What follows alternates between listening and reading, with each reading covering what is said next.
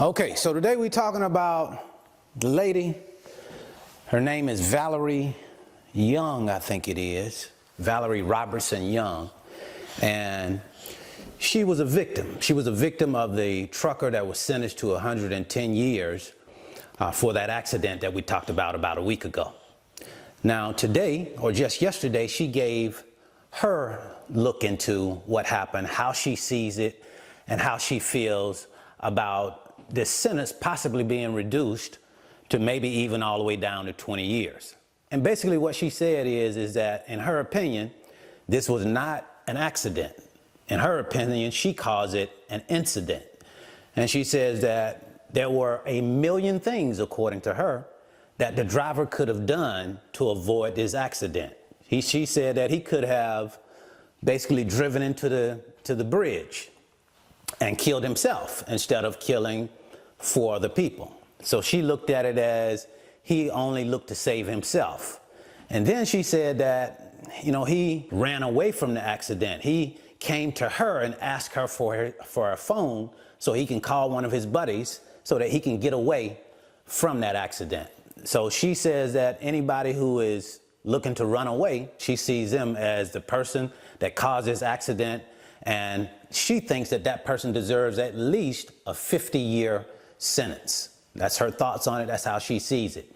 Now, something that she says at toward the end of the video kind of just took me by surprise. I just couldn't figure out what the correlation was between the statement that she made about terrorists and then the statement that she's talking about based off of what the guy did. I just don't see where that correlates, how that works together. I'm gonna let you hear it and you see what you think about it. Again, she is the victim, so I'm not trying to look at her and scrutinize what it is that she's saying, but the fact of the matter is she made a comparison to me that just didn't make any sense at all. Now, I do understand what she said earlier. She figured, hey, this guy could have done a lot of different things.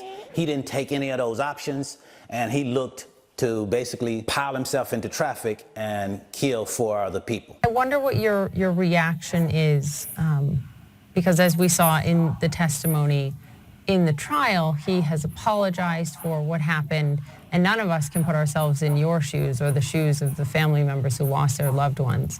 I wonder what you make of this new sentencing hearing set for just a few weeks from now, and maybe his 110-year sentence being reduced to potentially as few as 20.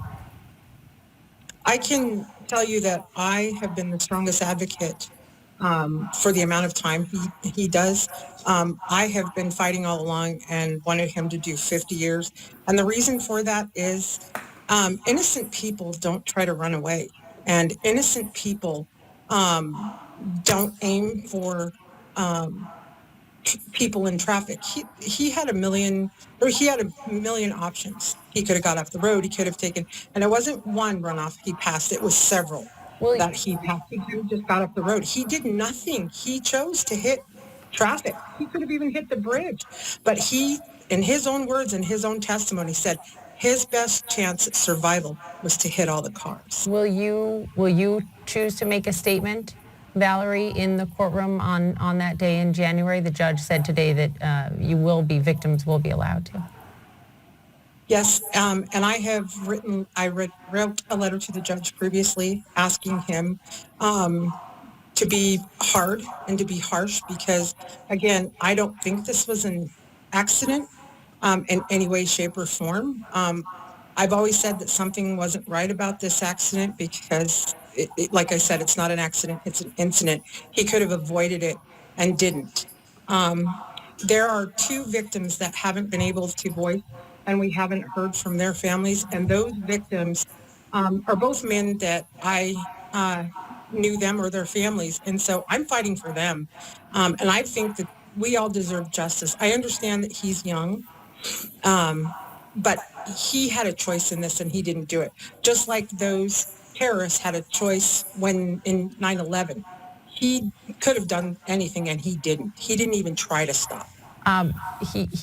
I can definitely understand, where she's coming from. She lost loved ones and, there were just no reason for them to lose their lives, because he could have took some other options. Now, some of the things that she says is just, I don't necessarily look at it in that sense.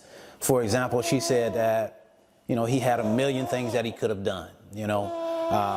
And I just don't see that he had that many options. Again, I'm on the outside looking in.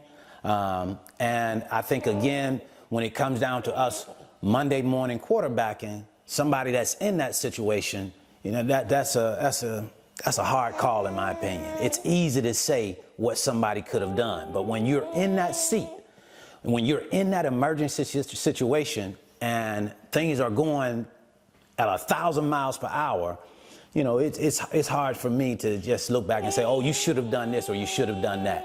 Again, the guy got a 110-year sentence. And what they're talking about now is reducing that sentence, possibly all the way down to a 20-year sentence. You know, I personally look at that like 20 years, that's a steep sentence. You know, that's 50 years, that's a steep sentence, you know. But at the same time, we do have to remember that 4 people lost their lives. And this guy is responsible for that. Is there a price to pay for it? Certainly. I definitely think there is a price that you have to pay for that. I believe that it was an accident. You know, for again, me on the outside looking in, not knowing all of the particulars in the situation, I look at it and say that it was an accident. What do you think, man? You think it was an accident, or you think it was he tried to do it? You think it was an accident? I think it was an accident. You do? Yeah.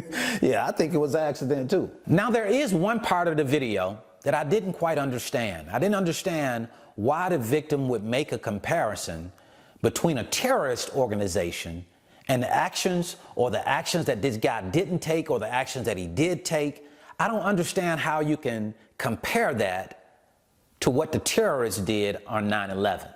I don't see how you can compare killing thousands of people intentionally driving planes into the towers. I don't see how you can compare that with what this guy did with this accident, unless she's saying in her mind the same thing that the terrorists did. She thinks that this guy did the same thing. You know, they had some other options. But yeah, they had some other options, but that was something that they set out to do. It was intentional. They weren't just driving a plane and then they happened to drive into the towers. It didn't happen that way. This guy was driving his truck just on a regular run and he lost his brakes. Now, people argue that there are a lot of different things that he could have done, and maybe there are some things that he could have done. How I look at that situation is simple. When something like that happens, an accident takes place, or an emergency situation happens, it's easy to say what you would do. It's easy to say what he should do. But it's a whole different ball game to be in that seat, in the moment, and everything being on you. Then that's an altogether different ball game. So that whole comparison was just, maybe that was intentional. Maybe she intended to do that, but maybe that could have been, you know, she maybe got nervous during the interview and didn't know what to say.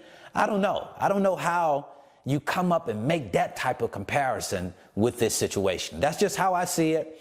I would love to hear what you think on it. So please make sure that you comment in the comments section below and let us know what you think. Again, we're not trying to say that, you know, she's not the victim. She is a victim. She lost loved ones and she has the right to feel however she feels. But I just wanted to let you guys know I didn't understand that comparison. Would love to know what you think. So that's what I wanted to share with you today. I certainly hope this information has been helpful. If you want to learn more about the freight broker business, I'll leave a link in the description. It's my 5-video series titled How the Load Movement Process Works. What this does is it allows for you to come into the office with me and watch over my shoulder as I'm moving loads, talking to shippers, talking to carriers. That way you can get a really good idea of how the business works before you come into it. And then if you want to know how we use the load boards to search for trucks, post our loads, and how we use that rate sourcing tool to go out and get rates to give back to our shippers, I'll leave a free video right here.